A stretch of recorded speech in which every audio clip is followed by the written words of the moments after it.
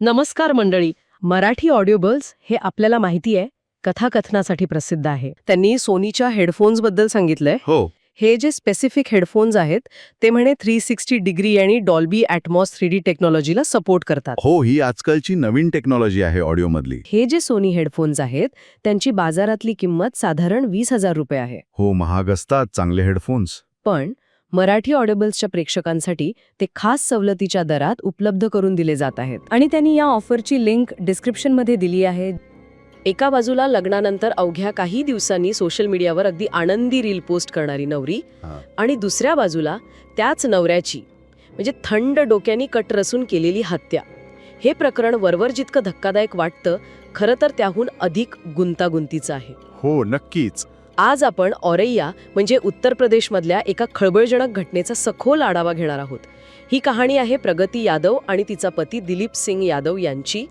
आपल्याकडे जी माहिती आहे एका यूट्यूब व्हिडिओवर आधारित, त्यावरून आपण या घटनेचे एक एक थर उलगडणार आहोत. बरोबर. म्हणजे एका वरवरच्या प्रेम कहाणीमागे जो विश्वासघात, लोभ आणि क्रूरता आहे त्याचा हा सगळा थरार आहे. तर काय घडलं नेमकं? एका साध्या सरळ मार्गी तरुणाचा जीव इतक्या निर्घृणपणे का घेतला गेला? चला या घटनेच्या मुळाशी जाऊया. सुरुवात होते प्रगती यादव आणि दिलीप यादव यांच्या तथाकथित प्रेम कहाणीपासून. म्हणजे असं सांगितलं जातं की दोघांमध्ये 3 वर्षांपासून प्रेम संबंध होते. 3 वर्ष? हो. दिलीपच्या घरच्यांचा सुरुवातीला या लग्नाला विरोध होता. याचं कारणही थोडं वेगळं होतं. त्यांना एकाच घरात 2 सख्ख्या बहिणी सुना म्हणून नको होत्या. अच्छा, कारण प्रगती ही दिलीपच्या मोठ्या भावाची मेहुणी होती. अगदी. पण दोघांनी खूप हट्ट केला म्हणे आणि मग घरचे नरमले. 5 मार्च 2025 रोजी दोघांचं थाटामाटात लग्न झालं. दिलीप फक्त 21 वर्षांचा तरुण होता. त्याचे वडील आणि 3 भाऊ मिळून हायड्रा आणि क्रेनचा मोठा व्यवसाय चालवायचे. म्हणजे साधारण 12 हायड्रा मशीन्स, 10 क्रेन्स. बापरे, म्हणजे खूप मोठा पसारा होता. हो, 4 जिल्ह्यांमध्ये पसरलेला व्यवसाय. कुटुंब आर्थिकदृष्ट्या प्रचंड सधन होतं. दिलीप पण याच व्यवसायात होता. आणि प्रगती 12वी शिकलेली.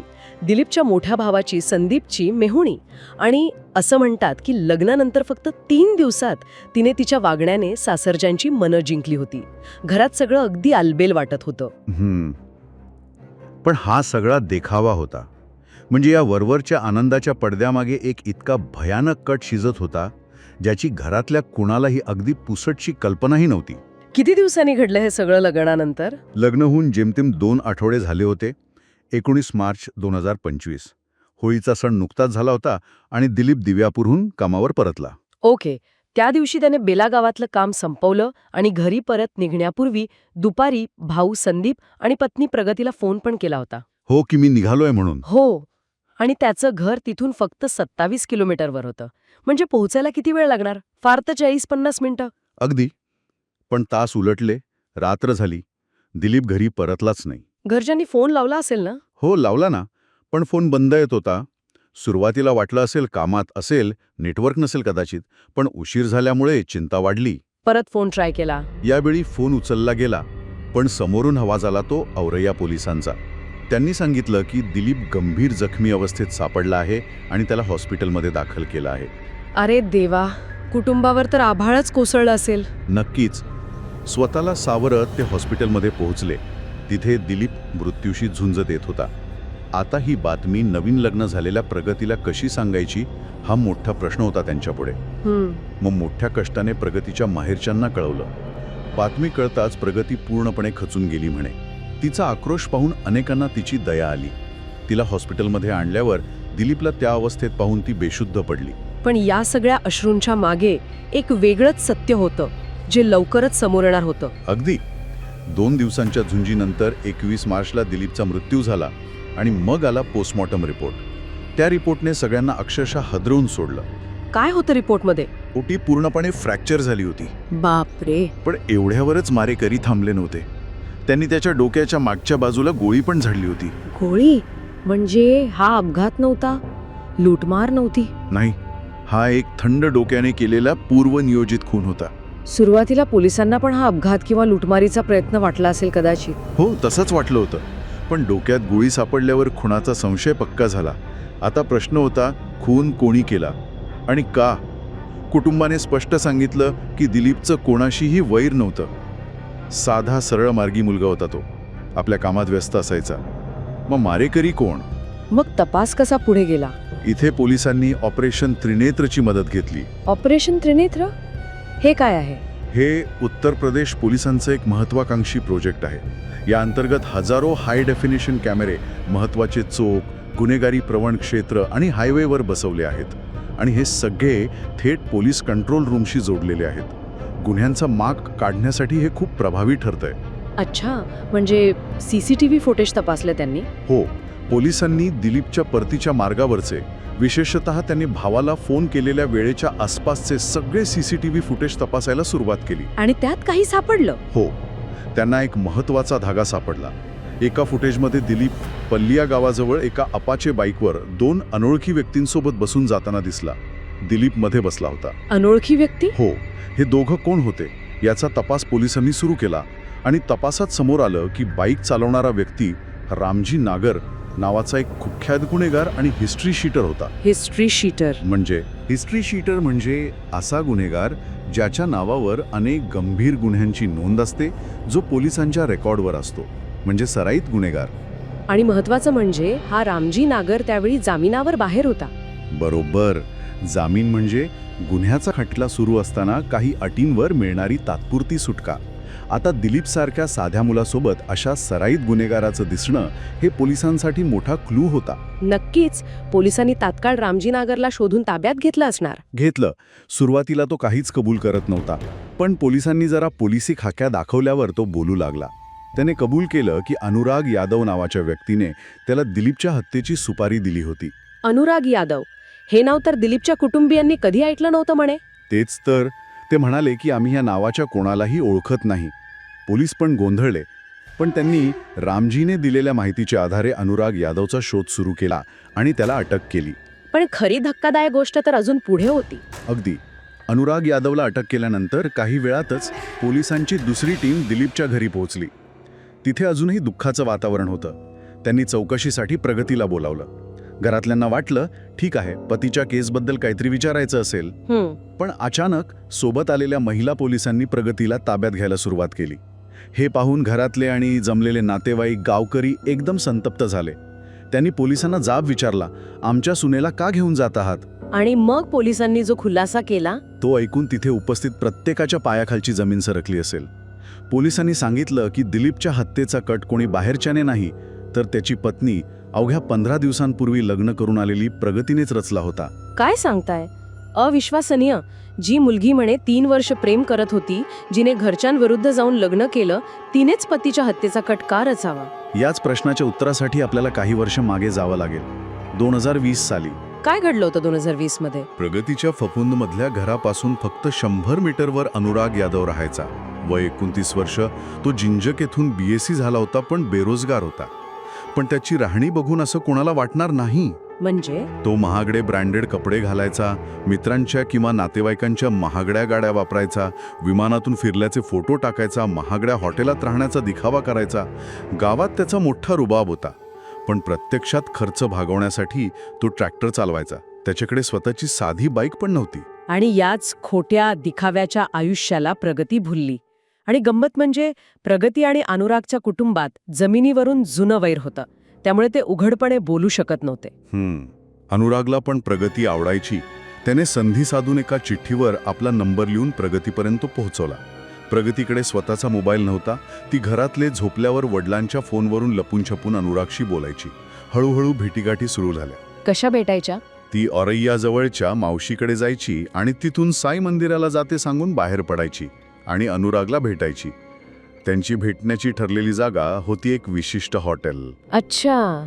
त्यांचं नातं इतकं घट्ट झालं होतं म्हणे की प्रगतीच्या सांगण्यावरून अनुरागने आपलं खरं नाव मनोज नारायण बदलून अनुराग यादव असं ठेवलं होतं. नाव पण बदललं? हो.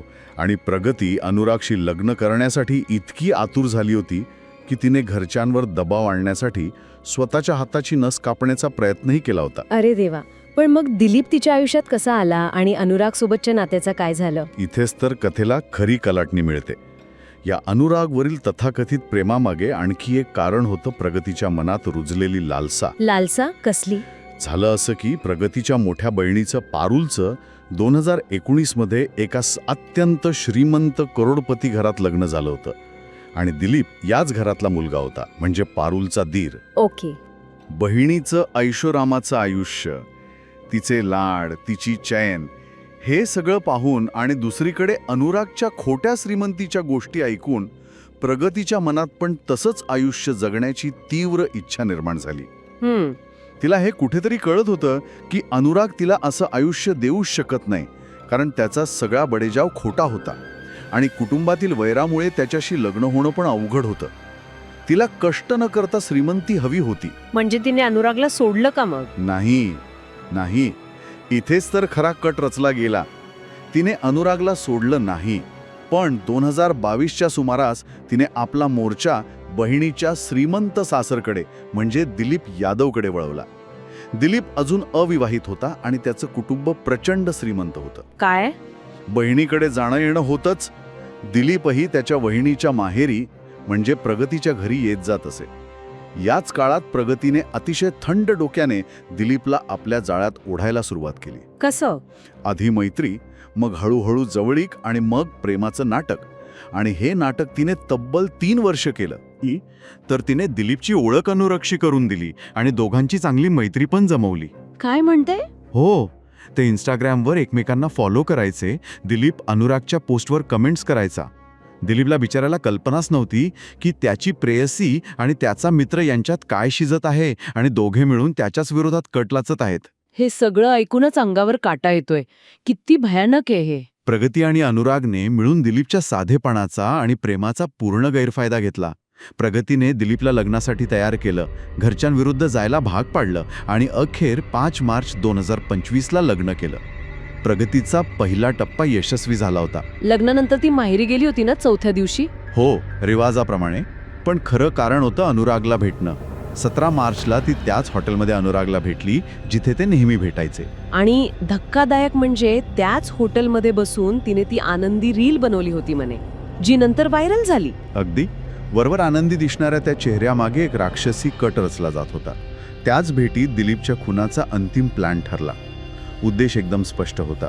दिलीपचा काटा काढायचा, त्याच्या नावावर होणारी किंवा असलेली करोडोंची संपत्ती मिळवायची आणि त्या पैशातून अनुरागसोबत ऐश्वारामात राहायचं.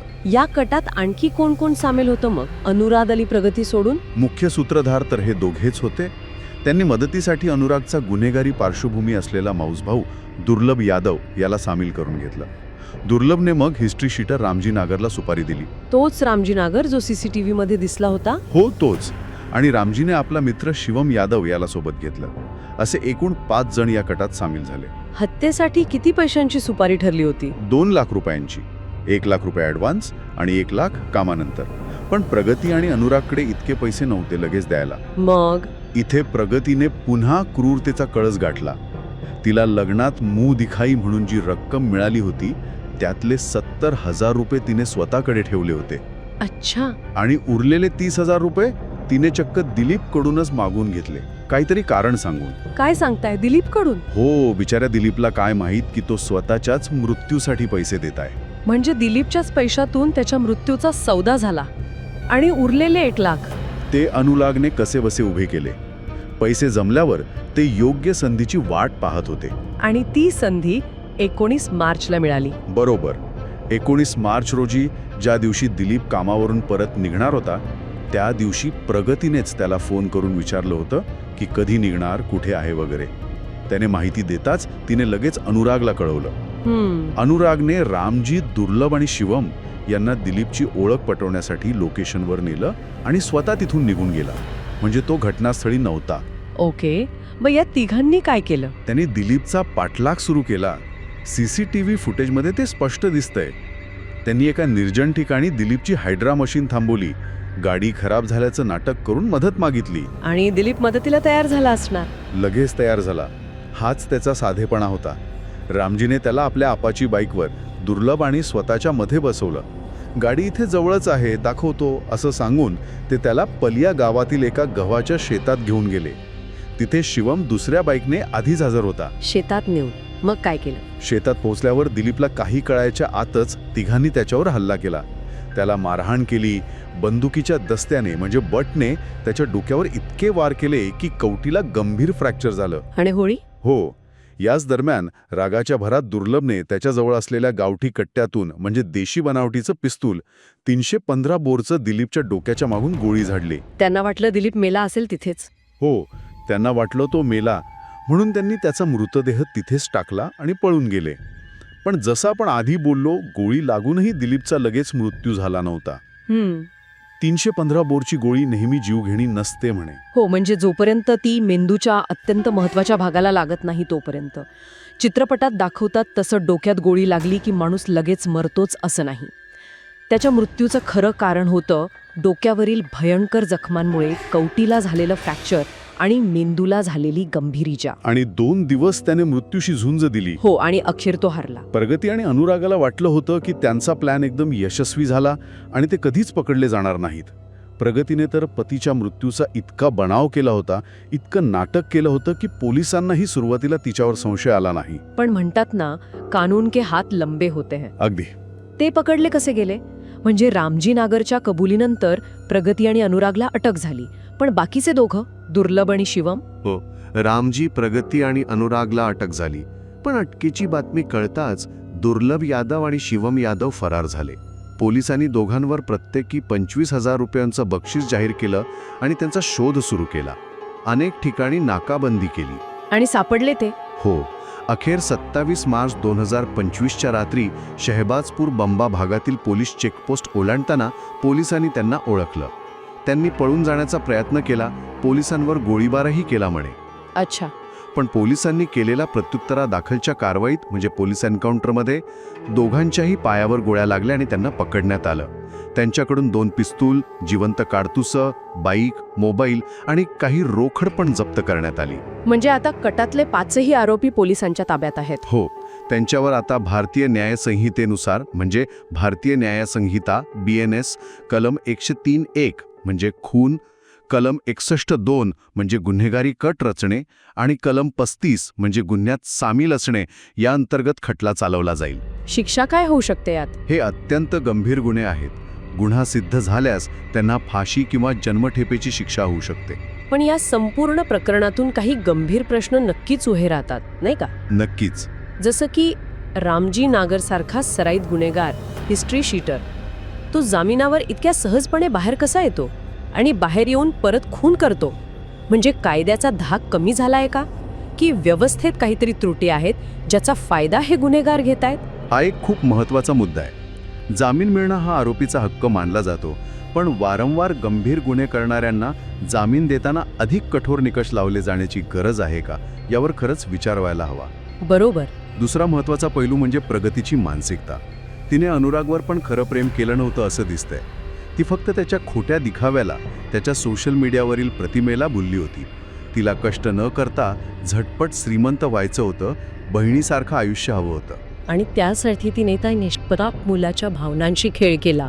3 वर्ष प्रेमाचं नाटक केलं आणि शेवटी इतक्या थंड डोक्याने त्याचा खून घडवून आणला.